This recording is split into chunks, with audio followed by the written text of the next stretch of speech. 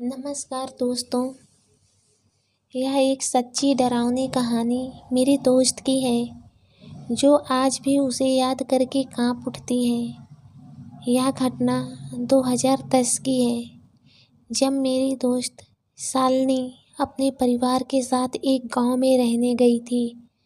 शालिनी का परिवार उस गांव में एक नया घर बनवाने की सोच रहा था क्योंकि उसके पिता का ट्रांसफ़र वहीं हो गया था। कुछ समय तक वो किराए के एक पुराने घर में रहे जो गांव के बाहरी हिस्से में था। उस घर के बारे में गांव के लोग कहते थे कि वहाँ कुछ अजीब घटित होता है, लेकिन शालिनी का परिवार इसे अंधविश्वास मानकर नज़रअंदाज कर देता था। पहली रात जब शालिनी और उसका परिवार घर में सो रहे थे, उन्हें रात के समय एक अजीब सी आवाज़ सुनाई दी। यह आवाज़ किसी महिला के रोने जैसी थी जो धीरे धीरे तेज होती जा रही थी। पहले तो उन्हें लगा कि यह उनके कानों का भ्रम होगा, लेकिन जब आवाज़ें लगातार आती रहीं तो उनका डर बढ़ने लगा। शालिनी ने अपनी माँ को जगाया और आवाज़ के बारे में बताया, लेकिन माँ ने उसे समझाया कि शायद यह बिल्ली की आवाज़ हो सकती है। शालिनी ने कुछ नहीं कहा, लेकिन उसका मन बेचैन हो गया था। अगले दिन शालिनी स्कूल गई और घर लौटी तो उसे महसूस हुआ कि घर के अंदर का माहौल कुछ अलग सा है। घर का दरवाज़ा खुला था, जबकि वह उसे अंदर बंद करके गई थी। अंदर जाकर उसने देखा कि उसके कमरे का सामान बिखरा पड़ा था। उसे लगा कि शायद किसी चोर ने घर में घुसने की कोशिश की होगी। उसने यह बात अपने पिता को बताई, लेकिन उन्होंने इस बात को गंभीरता से नहीं लिया। उन्होंने सोचा कि शायद शालिनी ही कुछ सामान इधर उधर भूल गई होगी। तीसरी रात को कुछ ऐसा हुआ जिससे शालिनी और उसके परिवार को हिला कर रख दिया था। उस रात शालिनी की नींद अचानक खुली और उसने देखा कि उसके कमरे में कोई साया खड़ा है। वह साया एक महिला का था जो धीरे धीरे उसकी ओर बढ़ रही थी। शालिनी का शरीर डर से ठंडा हो गया और कुछ बोल नहीं पा रही थी। उसकी सांसें तेज हो गई थी और उसने अपनी आंखें बंद कर ली। जब उसने कुछ देर बाद आंखें खोली तो वह साया गायब हो चुका था। वह ज़ोर से चिल्लाई, जिससे उसके माता पिता जाग गए।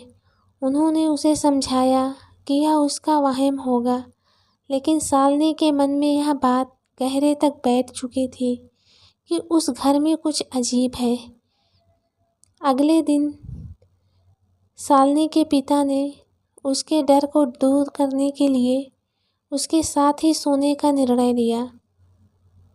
रात के समय करीब 2 बजे फिर से वही आवाज़ें आने लगी जो किसी के रोने और बड़बड़ाने जैसी थी। इस बार शालिनी के पिता भी ये आवाज़ें साफ साफ सुन पा रहे थे। उन्होंने उठकर बाहर देखने का फैसला किया। जैसे ही वो बाहर गए, उन्होंने देखा कि एक सफ़ेद साड़ी पहने एक महिला बरामदे के पास खड़ी है और रो रही है।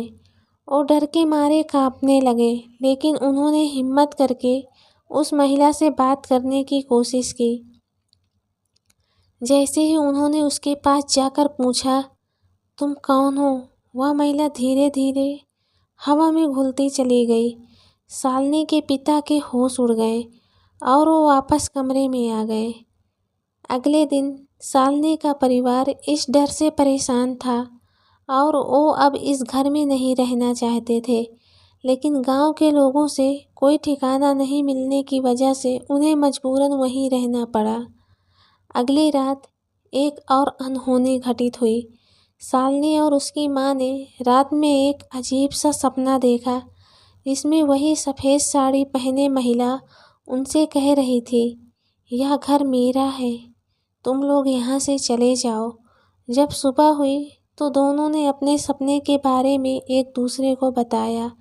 यह सुनकर वो हैरान रह गई कि दोनों ने एक ही सपना देखा।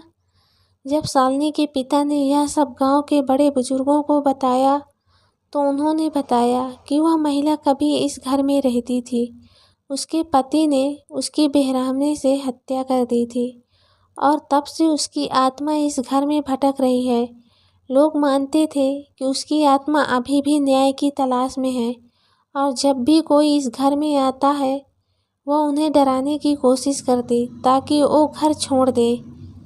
उस दिन शालिनी के बाद शालिनी के पिता ने फैसला किया कि वो यह घर छोड़ देंगे। उन्होंने जल्द ही किसी अन्य स्थान पर रहने का प्रबंध किया और वह घर छोड़ दिया। शालिनी का परिवार उस गांव से दूर चला गया, लेकिन शालिनी को आज भी वह अनुभव याद आता है।